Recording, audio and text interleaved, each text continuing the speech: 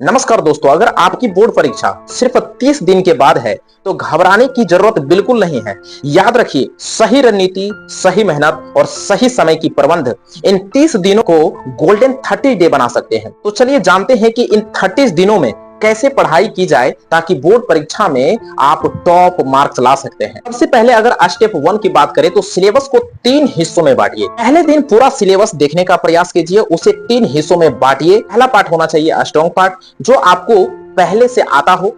दूसरा पार्ट होना चाहिए एवरेज पार्ट, जो थोड़ा बहुत आता है और इसे दोहराने की सिर्फ जरूरत है।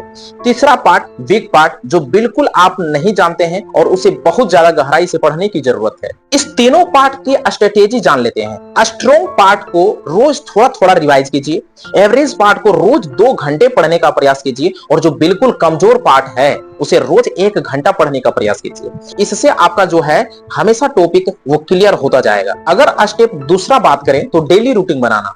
दिन को 3 हिस्सों में बांटिए, सुबह, दोपहर और रात। सुबह में नए और कमजोर टॉपिक को पढ़िए, दोपहर में एनसीईआरटी प्रीवियस ईयर क्वेश्चन और रात में रिवीजन प्लस नोट्स को दोहराने का प्रयास कीजिए। अगर तीसरा स्टेप की बात करें तो NCERT plus previous year question पर फोकस करने का बहुत ज्यादा प्रयास कीजिए।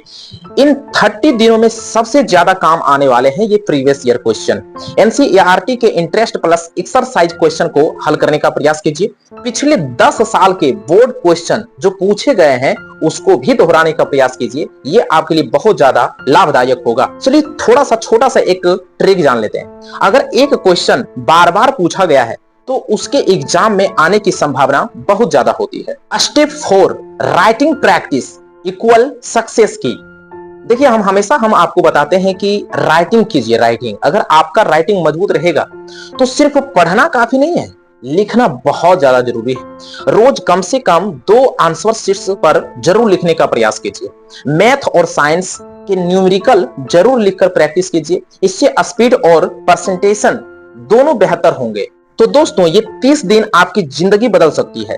याद रखिए, बोर्ड एग्जाम रैंक से ज्यादा आपकी कंसिस्टेंसी मायने रखती है। अगर आप इन 30 दिनों तक रोज थोड़ा थोड़ा ध्यान और हिसाब के साथ अगर चलते हैं तो यकीन मानिए कोई ताकत आपको 90% से प्लस मार्क्स लाने से नहीं रोक सकता है। तो अब देर किस बात की है, आज से ही शुरू कीजिए और खुद से वादा कीजिए कि इस 30 दिनों में अपना 100% दूंगा और बोर्ड एग्जाम में चमक कर दिखाऊंगा। बहुत बहुत धन्यवाद।